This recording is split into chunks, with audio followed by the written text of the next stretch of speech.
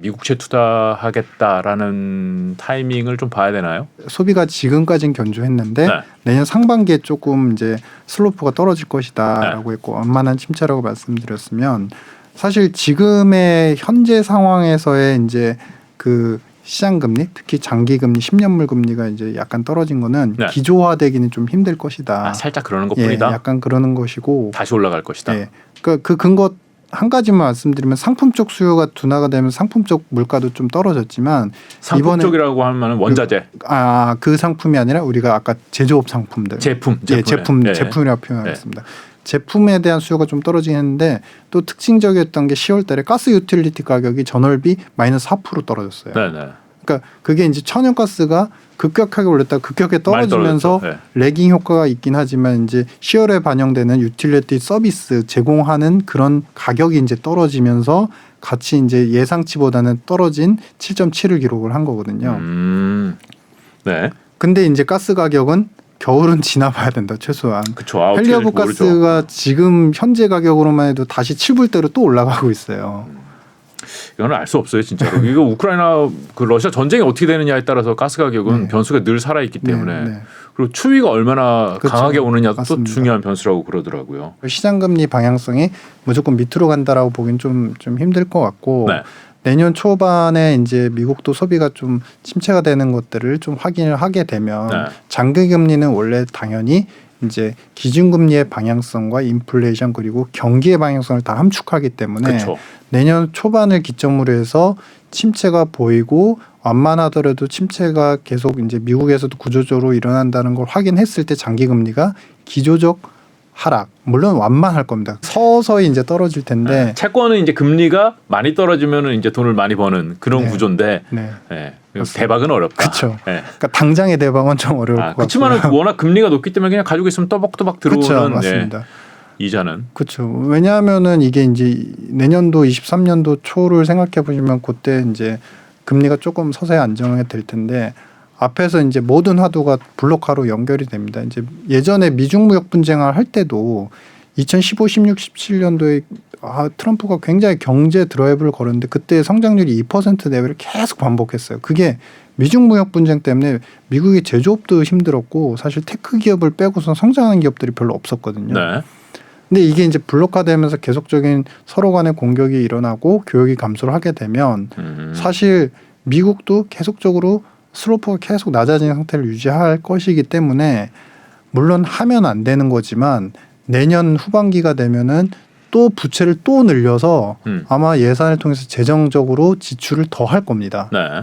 재정 지출을 더 하는 국면들이 내년 후반부에 또 일어나게 되면 사실은 재정 부양 요인 때문에라도 이제 국채는 조금 가격이 조금 올라갈 수 있어요. 그러니까 금리가 조금 떨어질 수 있어요. 장기 금리는. 그래서 그러한 영향을 생각해 봤을 때 우리가 2024년도에는 금리가 그래도 많이 좀 떨어져 있을 것이다. 시장 금리, 장기 금리가 안정화될 것이다라고 생각을 하고 내년도 상반기에 이제 국채에 대한 어떤 수요들 그리고 매수에 대한 관점들을 좀 생각해 보셔도 그때가 좀 좋을 것 같다. 적기일 것 같다라는 생각입니다.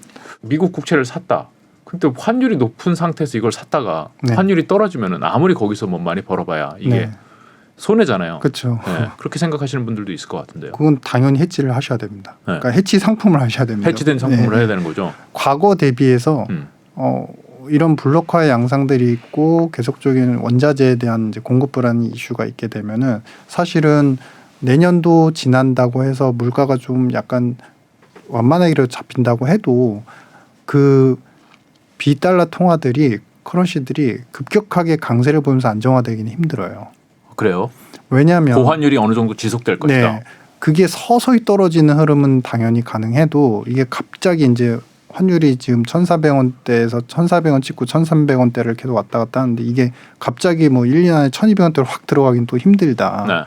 왜냐하면은 이런 경제적인 압박 속에서 특히 한국처럼 이제 경상수지의 그 대외 수출에 의존적인 국가들 입장에서는 대외 교역과 거래량 그리고 우리가 지고 있는 달러 빚들 이런 것들에 의해서 민감한 영향을 받기 때문에 오히려 미국은 침체가 내년 상반기에 완만했다가 내년 하반기가 되면 재정 부양을 또 하면서라도 경기를 좀 살리려고 노력을 할 텐데 그렇지 않은 국가들 경우에는 사실은 지금과 같은 국면에서 향후 2, 3년 동안 달러 부채를 갖다가 더 조달하는, 그러니까 해외 부채를 더 갖고 오긴 되게 힘든 구조예요.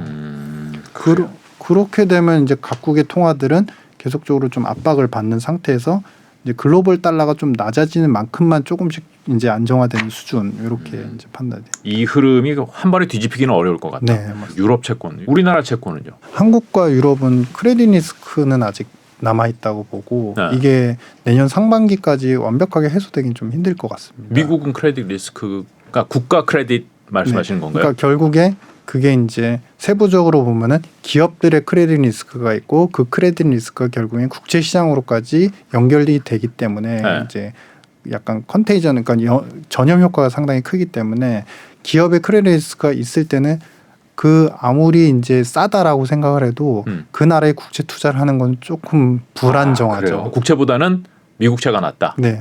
단기채는 금리를 그래도 계속 올릴 것 같으니까 장기채가 낫다.